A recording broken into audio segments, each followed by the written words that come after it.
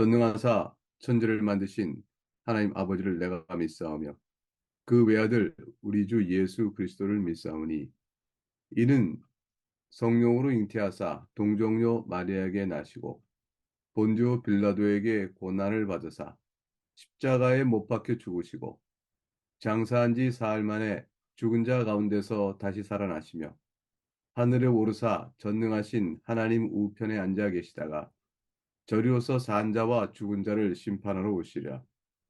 성령을 믿사오며 거룩한 공예와 성도가 서로 교통하는 것과 죄를 사하여 주시는 것과 몸이 다시 사는 것과 영원히 사는 것을 믿사옵나이다. 아멘. 이 시간 함께 주께 올릴 찬송은 446장입니다. 446장 1절과 3절을 찬송하겠습니다. 충성 외에는 참 기쁨 없도다. 날 사랑하신 주 늘 계시옵소서. 기쁘고 기쁘도다.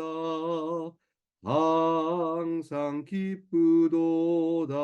나 주께 왔사오니 복 주옵소서. 주 떠나가시면 내 생명 헛되네. 기쁘나 슬플 때 늘 계시옵소서. 기쁘고 기쁘도다. 항상 기쁘도다. 나 주께 왔사오니 복 주옵소서. 아멘.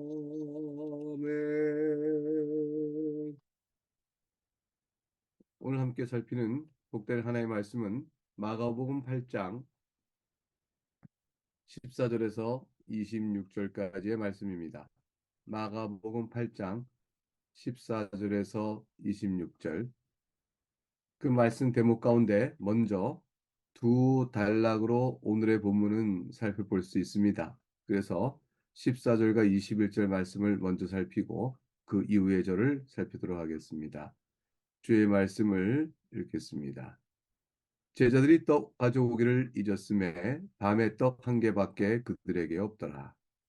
예수께서 경고하여 이르시되 삼가 바리새인의 누룩과 헤롯의 누룩을 주의하라 하시니 제자들이 서로 수군거리기를 이는 우리에게 떡이 없음이로다 하거늘 예수께서 아시고 이르시되 너희가 어찌 떡이 없음으로 수군거리느냐 아직도 알지 못하며 깨닫지 못하느냐 너희 마음이 둔하냐 너희가 있어도 보지 못하며 눈은 있어도 보지 못하며 귀가 있어도 듣지 못하느냐 또 기억하지 못하느냐 내가 떡 5개를 5천 명에 떼어줄 때에 조각 몇 바구니를 거두었더냐 이르되 12이니이다 또 10개 또 7개를 4천 명에게 떼어줄 때에 조각 몇 광주리를 거두었더냐 이르되 7이니이다 이르시되 아직도 깨닫지 못하느냐 하시니라. 하나님의 말씀입니다. 하나님께 감사합니다. 예수님께서 지상 사역을 하실 때 예수님의 관심은 오직 예수님을 따르는 자들의 구원에 있었습니다. 오직 주님을 따르는 자들이 죄 용서함 받고 영원한 멸망의 심판에서 건짐받기를 바라셨습니다. 이와 같은 예수님께서는 이 땅에 오신 사역의 궁극적인 목적이 죄로부터 우리를 구원하시고 죄의 세력부터를 해방시키는 것이기 때문에 주님께서 행하시는 여러 일들은 그 집 표적과 기사로 나타내 보인 모든 일을 포함하여 한 가지 진리, 예수 그리스도를 믿음으로 구원받는 그 영적 사실을 알도록 하는 데에 초점이 있었습니다. 예수님은 그러므로 당대의 종교 지도자를 주의하라고 말씀하십니다. 종교 지도자는 본래 하나의 말씀을 맡은 자들이죠. 당대의 백성은 따라서 하나님께 인도함을 하나님께 나고자 하면 이들에게 인도함을 받고 이들의 지도를 따라야 하는 것이 마땅합니다. 그럼에도 불구하고 주님께서는 이들을 삼가하고 조심하고 경계하라고 교훈하십니다. 왜 그러셨을까요? 바리새인들은 율법주의와 형식주의로 특징 지어지는 신학을 가지고 있었기 때문입니다. 바리새인은 이것은 무엇을 뜻하냐면 그 무엇을 행하여 지킴으로 하나님 앞에서 의로운 자가 된다라는 생각을 뜻합니다. 율법을 지킴으로 또는 어떤 의식과 형식을 지킴으로 그것을 통하여 되는 것이다라고 생각하는 특징을 갖고 있죠. 그렇기 때문에 구원이란 긍휼과 자비에 따른 용서를 통해서 주어진다는 사실을 모르고 있었던 것이죠. 하나님께서 우리에게 유대인에게 베풀어 준 모든 종교 의식은 긍휼과 자비로만 사는 것임을 깨닫게 하는 것이었는데 저들은 겉은 봤으나 속 의미를 알지 못한 것입니다. 다만 저들도 기도문 속에서 하나님의 긍휼과 자비를 구하기도 했습니다. 근데 그것은 자신들이 끊임없이 악을 생산할 수밖에 없는 부패성, 이런 것들을 자신이 어쩔 줄을 몰라서 어떻게 의를 행할 수 있는가라는 영능력의 부족 때문에 어쩔 줄 몰라 할 때 하나님 용서하시고 한 번도 이런 일을 할 수 있도록 주여 도와 주옵소서라는 정도예요. 그러니까 이들이 깨닫고 있는 부패성이나 무능력은 본래적 예수 그리스도 은혜로만 대리 속죄로만 살 수 있다라는 그 고백까지 나가는 의미에서의 부패성의 절감이요 무능력의 절감은 아니었습니다. 따라서 이들은 하나님만이 우리를 긍휼에 따라 용서하실 수 있다라는 데 고백으로 나가지 못했으며 우리를 구원한 메시아는 바로 이 일을 우리에게 베풀어 줄 분이시라 라는 데까지 나가지 못했습니다. 그러므로 바리새인과 사두개인들의 누룩을 주의하라고 주님께서 말씀하신 것이죠. 이들을 경계하고 조심하고 삼가라고 말씀하신 것입니다. 오늘날 우리들도 하나님의 본래 긍휼과 복음의 뜻을 바르게 가르치지 않는다면 그 가르침을 결코 따라서는 안 되는 것입니다.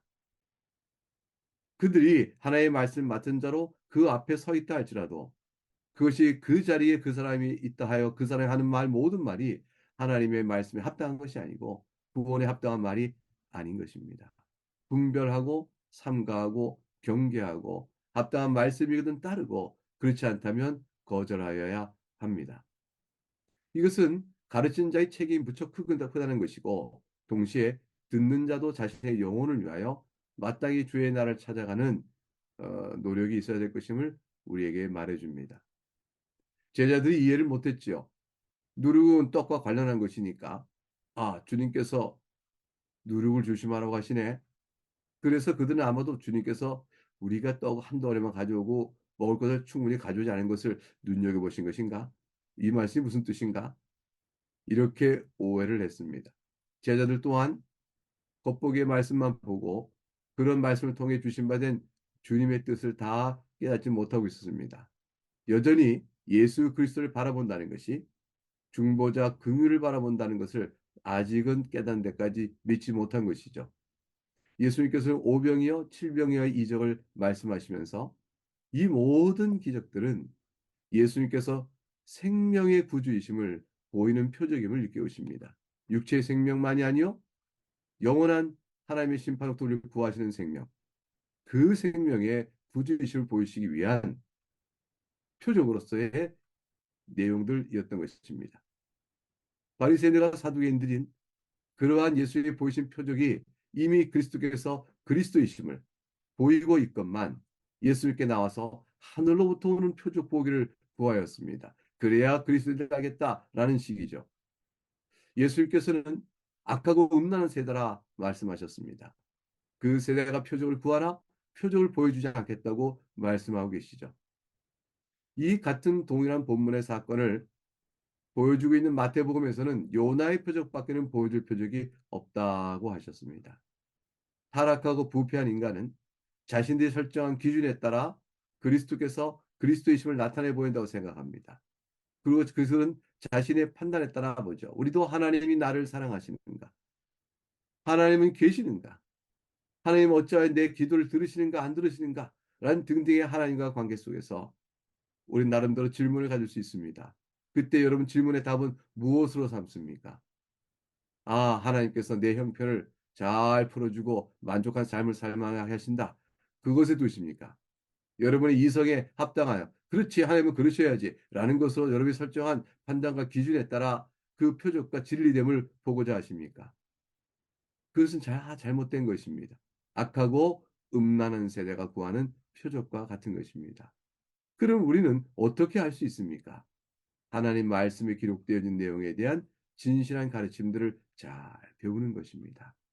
그것에 따라 하나님 계신 줄 아는 것이고, 그것에 따라 하나님 나를 사랑하는 줄 아는 것이고, 그것에 따라 하나님 지금도 택하신 백성들 주 예수 이름 부르는 자들을 살피고 보호하시고 이끌어 가시며 마침내 믿음 가운데 인내하며 주의 나라 이를 때까지 신앙으로 살게 하시는구나.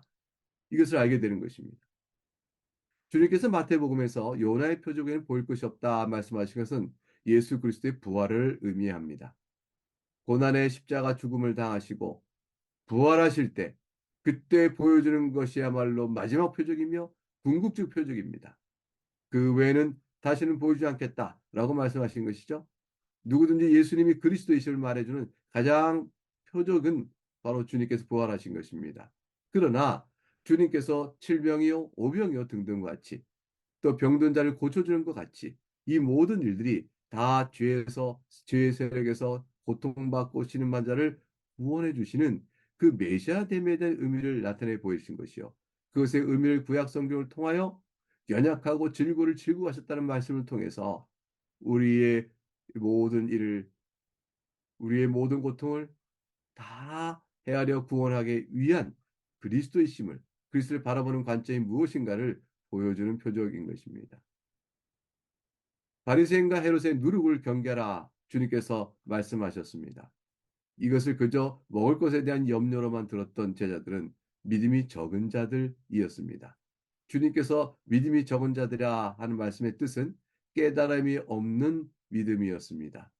말씀을 깨닫지 못한 채 믿음이 있다고 말하는 자들, 그런 열정을 보이건 자기 나름대로 어떠한 일을 하건 율법주의나 의식주의나 형식주의에 충실하고 믿음이 있는 것처럼 보인다 할지라도 사실은 그들은 진리를 따라 살아가는 믿음은 깨달음이 없기에 적은 자들인 것입니다. 그래서 주님께서 기대하시는 믿음의 반응들을 온전치 못 보게 하는 것이죠. 자기 비유에 따라 좋을 때는 하나님 저는 하나님을 사랑합니다. 또 이것도 저것도 합니다. 그러나 자기 비유가 상할 때는 아닙니다 하고 하나님 향하여 의심하고 불평과 원망을 합니다. 믿음이 있다고 할 수 있을까요? 적은 자들이죠. 깨달음이 없어 하나님께서 슬플 때나 기쁠 때나 평안할 때나 어려울 때나 우리와 함께 계시다는 사실을 알지 못하니 이것이 말씀을 통해서 가르쳐주는 하나님과 우리 사이, 예수 그리스도와 우리를 향한 베푸심, 성령 하나님 인도하심 등과 같은 영적 진리에 대한 깨달음이 없는 자가 아닐 수 없는 거겠죠. 즉 오병이어와 칠병이어의 기적은 바로 육신의 배부름을 위한 표적이 아니었습니다. 오히려 하늘에서 내리는 생명을 누리도록 하기 위한 표적이었습니다. 어찌하여 이 의미를 알지 못하느냐? 라는 질책으로 믿음이 적은 자들아 이렇게 말씀하신 것이죠. 예수님께서는 오병이의 이적을 베푸시고 배불리 먹이시고 말씀하시기를 썩는 양식을 위하여 일하지 말고 영생하도록 있는 양식을 위하여 하라고 일깨우셨던 요한복음 6장 27절의 그 교훈, 그 교훈을 저들은 아직도 깨닫지 못하고 있는 것입니다. 이제 오늘 살피는 본문의 두 번째 단락으로 넘어가겠습니다. 22절에서 27절 주의 말씀을 받들어 읽습니다. 베세다 이름의 사람들이 맹인 한 사람을 데리고 예수께 나와 손대시기를 구하거늘 예수께서 맹인의 손을 붙잡으시고 마을 밖으로 데리고 나가사 눈에 침을 뱉으시며 그에게 안수하시고 무엇이 보이느냐 물으시니 쳐다보며 이르되 사람들이 보이나이다. 나무 같은 것들이 걸어가는 것을 보나이다 하거늘 이에 그 눈에 다시 안수하심에 그가 주목하여 보더니 나와서 모든 것을 밝히 보는지라 예수께서 그 사람을 집으로 보내시며 이르시되 마을에는 들어가지 말라 하시니라. 하나님의 말씀입니다. 하나님께 감사합니다. 예수님의 치유 방식이 다른 경우가 좀 다르다는 것을 보게 되어지죠. 예수님께서는 말씀 한마디로 병자를 치유하셨습니다. 마가복음 2장 11절에도 중풍병자에게 말씀하셨죠. 내가 너에게 이르노니 일어나 네 상을 가지고 집으로 가라 하시니. 또 마가복음 7장 29절에서도 예수님께서 이르시되 이 말을 하였으니 돌아가라. 귀신이 네 딸에게서 나갔느라 하시매. 헬라인이요 수로보니게 여인의 딸에게서 귀신을 내쫓을 때도 그 가까이 그 딸을 보지 않고서도 말씀으로 이 일을 넉넉히 행하셨습니다. 근데 오늘 본문에서는 주님께서 특별하십니다. 매우 독특하게 하십니다. 그 맹인의 손을 붙잡고 마을 손으로 데리고 나가시는 행위를 하십니다. 눈에 침을 뱉으시고 안수하십니다. 그리고 무엇이 보냐 물으시죠? 나무 같은 것들이 걸어가나이다 하니 아직 온전히 회복된 것은 아닙니다. 그러자 주님께서 다시 안수하십니다. 그랬더니 그가 비로소 모든 것을 밝히 보게 되었습니다. 왜 이런 절차, 단계가 필요했던 것일까? 주님의 능력이 앞을 보지 못하는 자의 눈을 뜨게 하는 일에는 좀 한 번에 하시기에는 부족해서 그런 것일까? 이런 생각이 들 수 있습니다. 그러나 엉뚱한 생각입니다. 주님 일하는 방식에 대해서 호기심일 수도 있지만 그것은 주께서 하시는 일입니다. 눈에 침을 왜 뱉으셨을까? 왜 안수하실 때 한 번에 고치지 아니하시고 다시 안수하여 밝히 보게 하셨을까? 주님께서는 어떤 이에겐 그렇게 하시고 어떤 이에겐 저리 하십니다.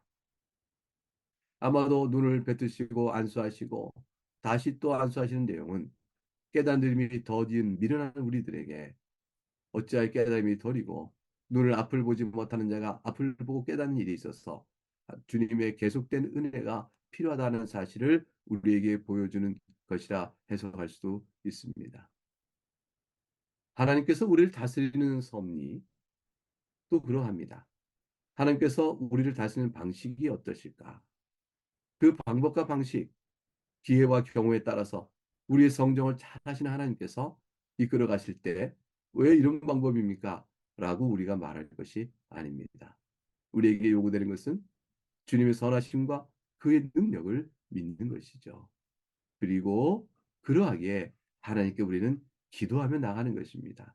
하나님, 제가 너무 힘들고 고단하니 이를 통해 주께서 선을 이루시겠지만 제가 시험이 들어 무너지지 않도록 붙들어 주시고 주께서 또한 그 뜻에 합당하시면 저를 좀 건져 주시고 나갈 길을 열어 주세요. 이 우리는 주님의 선하심과 능력을 믿고 기도하는 것뿐입니다. 평안할 때 자만하여 이 일을 내가 이루었다 하지 않도록 주님 제 마음에 찾아오는 교만을 제가 압니다. 제 마음을 겸손케 해주시고 낮추시고 이 모든 건 주께 주신 것이오니 주를 위하여 주의 영광에 사용되는 자가 되게 하옵소서. 하나님께서 우리를 다스리는 섭리 방식에 따라서 우리는 이렇게 저렇게 기도합니다. 평안하고 여유가 있게 되면 마음에 교만이 스며드는 것은 누구라도 부인할 수가 없습니다. 명예를 갖게 돼도 우리 마음은 교만해집니다.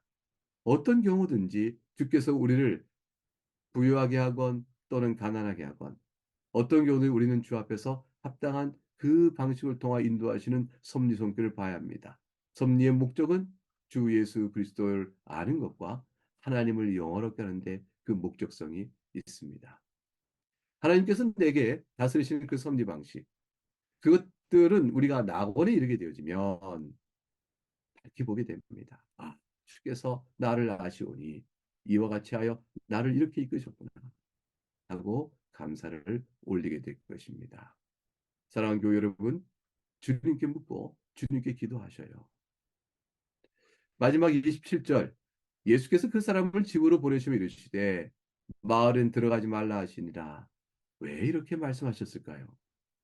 그것은 뚜렷하게 성경에 그 이유를 연관되어 밝히지 않고 있습니다. 그러나 간접적 증거를 통해서 우리가 생각해 볼 두 가지 점이 있죠. 하나는 이 벳세다는 마을의 성격입니다. 벳세다는 이방 마을입니다. 그럼에도 불구하고 벳세다는 진정으로 회개하지 않는 완악한 마을이었죠. 오히려 두로와 시돈에 비교하여 벳세다는 더욱더 악했습니다. 마태복음 11장 20절과 22절에 가게 되면 예수께서 권능을 가장 많이 행하신 고울들이 회개하지 아니하므로 그때 책망하시되 화 있으신저 고라시나 화 있으신저 벳세다야 너에게 행한 모든 권능을 두루와 시도나 행하였더라면 그들이 벌써 베옷을 입고 재에 앉아 회개하였으리라. 내가 너에게 이르노니 심판날에 두루와 시돈이 너희보다 견디기 쉬우니라. 그러니까 두루와 시돈이 이방 아닙니까? 왜 베세다가 이방입니까? 아니요. 두루와 시돈이 이방이요. 베세다가 이방이 아니요. 유대인들이 사는 것이죠. 그러나 뜻하지 않게 말이죠. 두루와 시돈에서 벳세다에 행한 이적이 있었다면 그들은 돌이켜 회개함으로 영적 진리의 사실이 임하게 될 것이지만 벳세다는 그럼에도 불구하고 그렇지 아니하였으니 책망받을 자요 저들이 영적으로는 이방과 같은 존재입니다. 그러면 주님께서는 그 마을로 들어가 주님께서 행하신 일을 말하지 말고 곧장 집으로 가라. 이렇게 말씀하신 것입니다. 말해야 아무 소용이 없고 도리어 해가 되는 일이 있을까 생각하시는 것이죠. 그걸 내다보시는 것입니다. 그것은 이것입니다. 두 번째 이유가 되겠죠. 예수님께서 십자가의 죽으심을 이루실 구원 사역이 올바르게 인식되기는커녕 현세적인 욕망의 만족으로 메시아 상을 어그러뜨리는 일들이 있을 것이기 때문이요. 깨달아 주 앞에 나올 자들의 구원에 방해가 되기 때문이죠. 또 로마의 압제로부터 구원할 정치 메시아를 바라보는 일에 그들의 시선이 고정돼 있다면 주님께서 행하신 모든 표적이 저들에게 교훈을 바르게 줄 리가 없고 따라서 주님께서는 차라리 말하지 말라 하신 것입니다.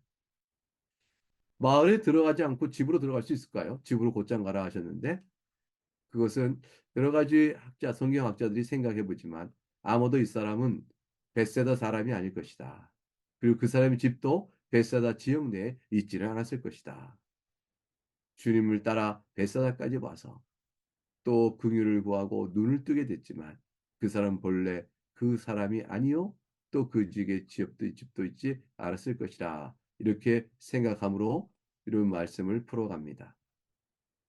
예수님께서는 회개하지 않는 벳세다 마을에서는 마을을 향하여서는 저주와 책망을 하셨습니다. 그러나 불쌍히 여겨주심을 바라고 주 앞에 엎드린 자에게는 주님께서 고쳐주시고 구원의 손길을 내버려 주셨습니다. 주님은 긍휼의 주님이십니다. 어떤 자라도 주께 엎드리면 사는 것입니다. 그러므로 우리는 깨닫는 은혜를 얻고 말씀을 대할 수 있기 위하여 항상 염두에 두어야 될 몇 가지 사실이 있습니다. 성경을 읽을 때 첫 번째는 하나님을 바르게 알도록 성경을 읽는 것입니다. 하나님께서는 어떤 분이신가? 하나님은 거룩하시며 영광을 받게 합당한 분이시다. 하나님께서는 이스라엘을 어떻게 다스리시는가? 하나님께서는 이스라엘의 불순종과 불순종을 대하여 어떻게 자신의 뜻을 반응을 나타내 보이셨는가? 하나님께서는 모든 것을 아시는가? 하나님께서는 무엇을 바라시는가? 하나님에 대한 이해를 살피며 성경을 읽어야 합니다. 그래야 깨닫습니다. 두 번째는 우리들 자신에 대한 이해이죠. 우리는 부패한 자에 대한 사실을 성경을 통해서 확인하는 것입니다. 마음에서 나오는 것이 우리를 더럽게 한다 하셨습니다. 스스로 모든 부패와 죄의 근원이라는 사실이죠. 영원한 심판을 피할 길 없는 멸망의 존재라는 사실. 이것이 본래 주의 은혜가 아니었으면 우리의 모습이요. 성령의 은혜로 중생자에게도 여전히 역사하고 우리를 시험케 하는 그러한 부분들이 남아있는 그런 흔적이 있는 자들입니다. 영육 간의 영적 싸움을 해야 될 자들이니 우리 자신의 어떠한가를 그 말씀을 통해 보는 것입니다. 이스라엘 통해서 우리 자신을 보는 것이요. 불순종하여 실패하여 넘어진 자들 통해서 우리 자신을 보는 것입니다. 그리고 오직 하나님께 나가는 은혜를 더욱더 구하는 것이죠. 우리에게 없는 의는 오직 주께서 베풀어 주신 것이니 주님만을 바라보고 나가는 그런 믿음의 삶으로 자신을 돌아보고 하나님께 적용해 나갈 때 말씀을 깨닫는 자라 이렇게 할 것입니다. 또 다른 하나는 예수 그리스도에 관한 은혜 이해이죠. 예수님만이 우리의 참되고 유일한 구원자시며 또한 영원한 중보자이심을 말씀을 통해서 더욱더 알아가는 것입니다. 말씀 자체가 직접적으로 메시아를 예수님을 가리키고 또 예언하기도 합니다. 그러나 본문은 또한 하나님과 우리에 대한 관찰을 통해서 우리에게 참된 중보자는 어떤 분이신가를 바라보게끔 이끌어 가십니다. 예수 그리스도를 향한 눈길을 깨달음을 본문에서 얻어야 합니다. 죄의 심판에서 거짓심을 받고 그로 인하여 부패한 마음이 고침을 받고 새로운 사람이 되어지도록 이끌어 주시는 은혜. 그걸 위하여 모든 객관적인 구원 사역을 이루신 예수 그리스도를 바라보고 그리고 마지막으로 이러한 모든 사실이 우리 가운데 이루어지도록 이끄시는 성령 하나님의 은혜의 역사, 하나님의 주권적인 역사를 깊이 깨닫고 감사하고 말씀을 배워야 합니다. 그러면 사두개인들의 누룩을 주의하라. 상달한 말씀을 미련하여 깨닫지 못하는 자들이 되지 않게 되는 것이고 하나님께서 우리에게 베푸시는 은혜의 여러 일들에 대해서 또 섭리의 손길에 대해서도 이와 같은 뜻 가운데 그러하실 것이다. 생각하며 교훈을 선입받고 나갈 수가 있게 될 것입니다. 우리 모두를 사랑하신 주님께서 합력하여 선을 이루시기 때문이죠. 그 사실을 고백하고 주님의 큰 사랑을 찬송하는 것, 그것이 우리가 이 땅에 살아가는 인생의 본분이요, 또 마땅할 뿐만 아니라 우리 삶의 위로가 될 것입니다. 이제 함께 기도하도록 하겠습니다. 하나님 아버지 감사합니다. 오늘 본문의 말씀으로 우리에게 복되고 아름다운 교훈을 주셨습니다. 듣고 깨달았사오니 우리가 주 앞에서 믿음 있는 자요, 깨닫는 자요, 그러한 백성으로 주 앞에서 살아갑니다. 이제 말씀이 풍요로운 계시의 시대인 이 신약 이후의 시대에 우리가 주의 성경을 들고 성령 하나님 인도에 따라 이와 같이 주의 예수를 부를 때에 우리에게는 말씀을 어찌 깨닫지 못하느냐 라는 말씀이 우리에게는 예수 그리스도입니다 라는 고백으로 바른 깨달음을 고백할 수 있게 되어지니 우리가 얼마나 감사한지 모릅니다. 하나님 아버지, 하루하루 사는 것이 인생의 슬픔과 수고로 하셨고 고단한 삶을 우리가 살아야겠지만 그러나 하나님 아버지 도와주시고 하나님의 선한 인도하신 가운데 사랑하는 교우들이 잘 감당하며 사도록 이끌어 주시옵소서. 장로 교육이 계속되고 있습니다. 하나님 복을 내려 주시옵고 노예 고시를 봐야 하는데 선이 잘 이루어진 결과 있게 해 주옵소서. 어제는 교사 MT가 있어서 우리 나그네 교회 수고하는 말씀을 가르쳐가는 귀한 사역을 이어가는 교사들 또 그의 가족이 모두 모여서 즐겁고 또 귀한 은혜를 받는 시간을 가졌습니다. 하나님 이와 같이 교회 안에 선한 일들을 베푸셔서 모든 교우들이 힘을 얻어가도록 주여 도우시고 이끌어 주시옵소서. 복 되신 하나님을 찬송하고 우리 주 예수 그리스도 이름으로 기도하옵나이다. 아멘.